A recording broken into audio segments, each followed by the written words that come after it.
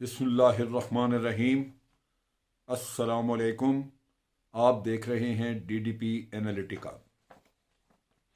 आज हम बात करेंगे कैसे नारे पे जो आप सुबह शाम और हर वक्त हर जगह हर लम्हा सुनते हैं, लेकिन वो नारा सुनने से अमूमन लोग धोखा खा जाते हैं।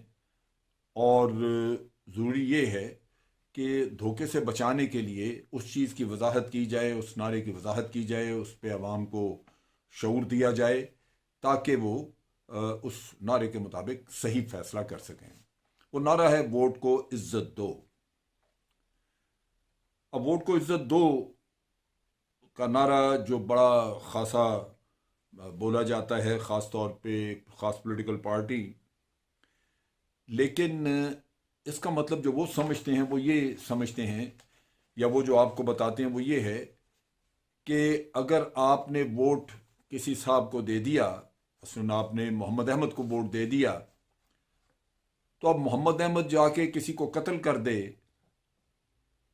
या किसी का पैसा खा जाए या किसी की अमानत जब्त कर जाए, तो उसको अगर पूछा जाए तो फिर वो वोट की तौहीन होगी, क्योंकि उसको वोट मिल गया। अब वो वोट की तौहीन उसको अपने पूछे जाने को चूंकि समझता है, लिहाजा वो ये कहता है कि अगर आपने अवाम के वोट को इज्जत देनी है तो फिर मैं जो जी चाहे करता रहूं, मुझे आप ना पूछें। अब मसला ये है कि अगर आपके काम ऐसे हैं जो कि पाकिस्तान की ताज़ीरात के तहत आते हैं और उसमें सज़ा है, यानी आप एक कानून तोड़ते हैं या एक ऐसा जुर्म करते हैं जो कि आपके पीनल कोड के तहत जिसमें सज़ा मिल सकती है, तो वो तो एक जुर्म है, जो आपने किया उसकी सज़ा मिलेगी। वोट आप 10 करोड़ भी ले आए, अगर आपको मिल जाएं, तो ये हक कतन आपके पास नहीं होगा कि आप किसी का माल चोरी कर लें। 10 करोड़ वोट आपको ये हक नहीं दे सकते कि आप किसी की कोई औरत अगवा कर लें, क्योंकि ये तो जुर्म है जिनमें सजा है।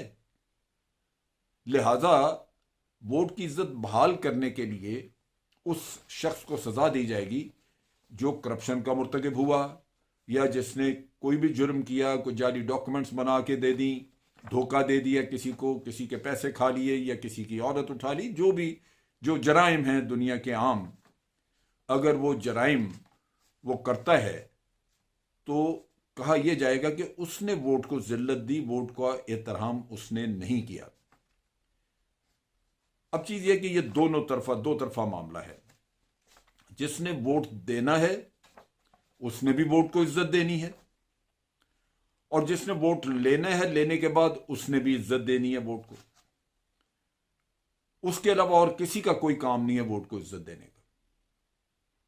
अब जिसने वोट देना है उसकी इज्जत, वो वोट को कैसे इज्जत देगा?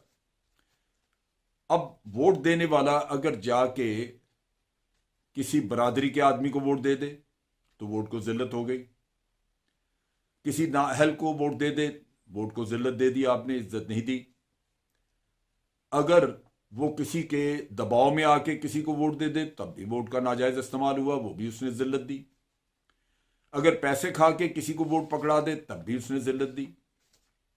जानते हुए कि एक आदमी मुजरिम है, उसमें खराबियां हैं, झूठा है, वादे करता है, पूरे नहीं करता है, तो आप इस बात के भी मुर्तकिब हुए कि आपने वोट को जिल्लत दी।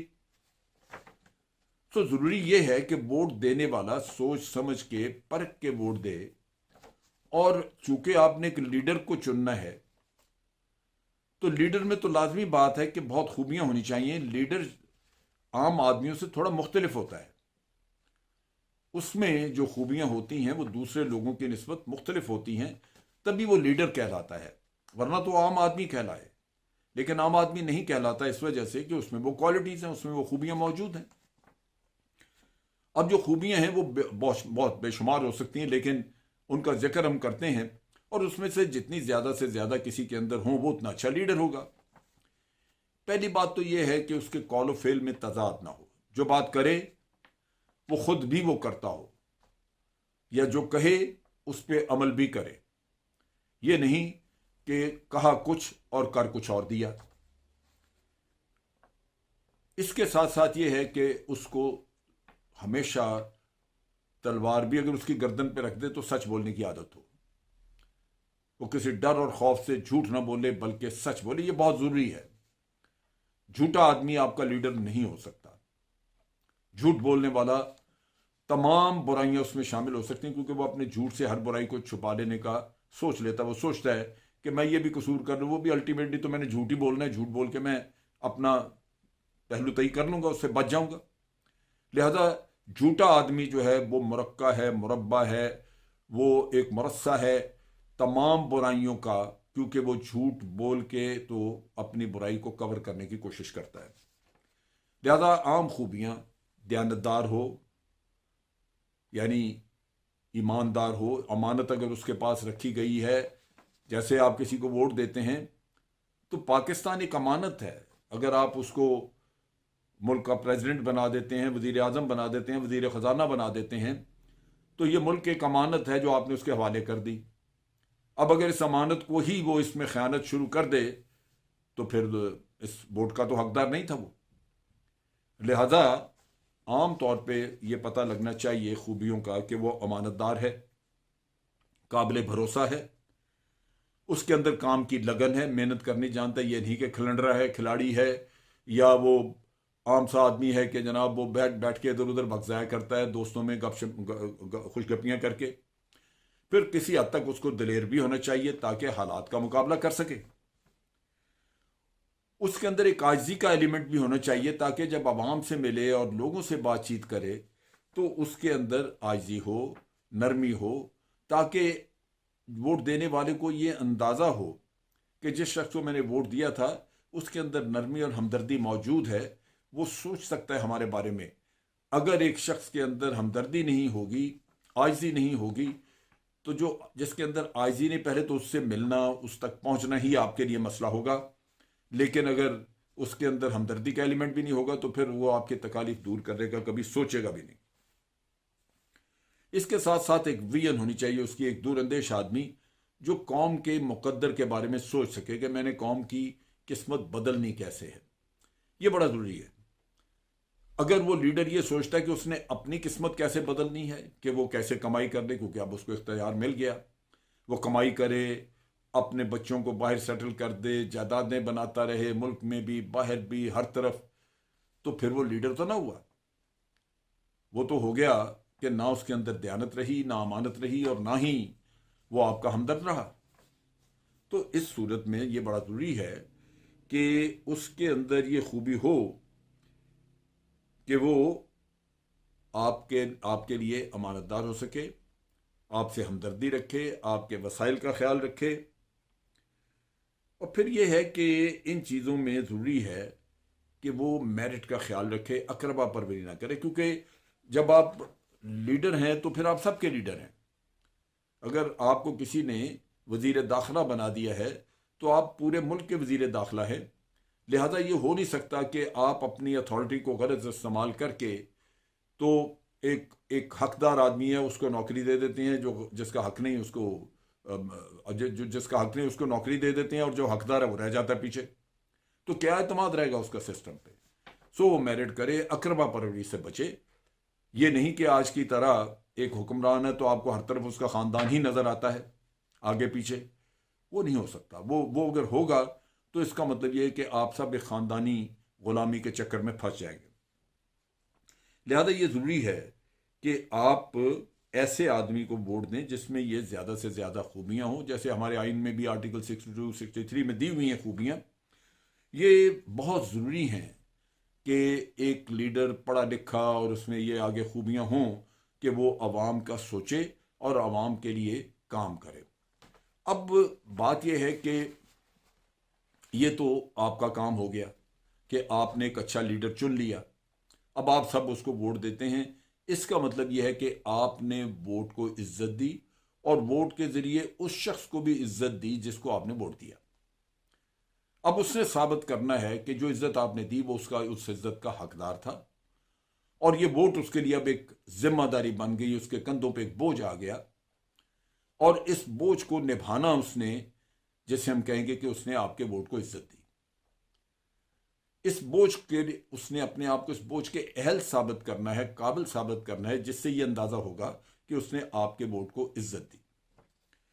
अब उसके बाद जब उसका काम शुरू होता है, जिसको आपने वोट दे दिया, बहुत भारी जिम्मेदारी। हमारे कायदे आजम इस चीज़ को समझते थे, चुनाचे उन्होंने अपनी पूरी ज़िंदगी, और जो 11 अगस्त की उनकी तकरीर अगर वो बाहर निकाले तो उसमें यही सारी चीज़ें, अकरबा परवरी से मना किया हुआ है, मुनाफाखोरी से मना किया हुआ है, ये वही चीज़ें जो कौम के लिए हमदर्दी की होती हैं। उन्होंने बहुत कुछ उसमें कहा जो आज इस ज़ुमरे में आता है कि एक लीडर।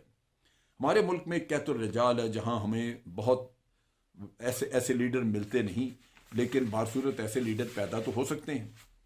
वो पैदा नहीं होंगे अगर आप चंद ख़ानदानों को अपने सर पे बिठा रखेंगे, क्योंकि फिर तो वो उन्हीं में से निकलेगा कोई ना कोई आगे, और आप बिल्कुल एक गुलामों की तरह हाथ बांध के उनके सामने खड़े हो जाएंगे। एक तो उनकी पार्टी के लोग होते हैं जो ख़ानदानों की ग़ुलामी करते हैं, जो उनके सामने हाथ बांधते हैं। उनमें से बाज़ उम्र के लिहाज से उनके बच्चों से उम्र के दुगनी तिगनी उम्र होती है उनकी, और फिर भी उनको एहसास नहीं होता, वो जाके इसमें शर्म महसूस नहीं करते कि उनके सामने हाथ बांध के बैठ जाते हैं। तो वो लोग तो हो सकते हैं, लेकिन वो पार्टी के अपने लोग हैं जो शायद उन्होंने ग्रो इसी तरह किया उस सियासत में, वो एक ग़ुलामाना ज़हनियत लेके ही आगे बढ़ते गए हैं। लेकिन क्या हमारा मुकद्दर ये ग़ुलामाना ज़हनियत है? क्या पाकिस्तान के 22 करोड़ लोगों में सिर्फ इनकी औलादें हैं जो कि हाकमियत के हैं, बाकी किसी का बच्चा नहीं है जो पढ़ा लिखा है या वो उसके अंदर लीडरशिप की क्वालिटीज़ हैं? ये तो मैं मानने को तैयार नहीं कि 21-22 करोड़ लोग जो हैं उनकी औलादें बिल्कुल जाहिल हैं, डंगर हैं, कि वो बिल्कुल लीडर बन ही नहीं सकती। ये तो नहीं हो सकता। सो मेरे वतन का हक ये है कि मुल्क का सबसे बेहतरीन आदमी उनको मिले, इस वतन को मिले, जो आगे लीडर का काम कर सके, जो लीड करे, लीडर बने। लिहाजा उसके लिए जिम्मेदारी हमारे सारे अवाम पे आती है कि हम रिजेक्ट करें उन लोगों को जो कि इस वोट के अहल नहीं होते, लेकिन आप उनको वोट दे देते हैं किसी न किसी वजह से। तो ये बड़ा ज़रूरी है कि आपके अंदर ये शऊर आ जाए कि ये क्वालिटीज़ देख के फिर आप किसी का चुनाव करें कि इसको वोट देना चाहिए या नहीं। अब अगर ये हमारी जिम्मेदारी हो गई वोट देने की, और फिर जिसने वोट लिया अब उसका काम हो गया कि वो बड़ी जिम्मेदाराना तरीके से इस वोट की हिफाजत करे और आपके सोच, आपके ख्याल और आपके मयार के मुताबिक उतरे। लेकिन अगर वो नहीं उतरता तो फिर कम से कम हमें अपनी गलती का एहसास होना चाहिए, गलती माननी चाहिए कि हमने एक ऐसे आदमी का इंतखाब किया जो कि इस चीज़ का अहल नहीं था। नतीजा ये कि अगर गलती का एहसास होगा तो आप सोचेंगे कि आइंदा के लिए मुझे तस्हीह करनी चाहिए। अब अगर आप देख लें कि इस वक्त में आपके पास लीडर्स पीटीआई है, पीपल्स पार्टी है, जेयूआई है, पीएमएलएन है, कभी सर जोड़ के बैठें, कागज़ पेंसिल अपने हाथ में पकड़ें और ज़रा अंदाज़ा करें कि इनमें कितने लोग हैं जो ये किसी मयार पे उतरते हैं। मेरी बातें सख्त बुरी लगेंगी, जो सुनेगा वो कहेगा है मैं तो सारी खूबियों का मालिक हूं। लेकिन मैं अपने बारे में ये नहीं कहता कि मैं बैठ के कहूं कि मैं सारी खूबियों का मालिक हूं। अगर मेरे बारे में भी किसी ने सोचना है, वो कि मैं सियासतदान नहीं, ना मैं सियासत में हूं, ना मैं इलेक्शन लड़ता हूं, ना मैंने लड़ना है, लेकिन फिर भी अगर मुझे किसी ने परखना हो तो वो बाहर कोई और परखेगा, वो कोई और मेरे बारे में राय कायम करेगा। वो कागज़ लेके बैठे और मेरे बारे में हिसाब किताब करे कि इसमें क्या खूबियाँ हैं। हो सकता है मेरे अंदर ना खूबियाँ हों, लेकिन खुद आदमी अपने तौर पे जो झूठ बोलता है वो तो कहेगा मेरे अंदर सारी खूबियाँ हैं। सो ये चीज़ जो है ये रुकनी चाहिए।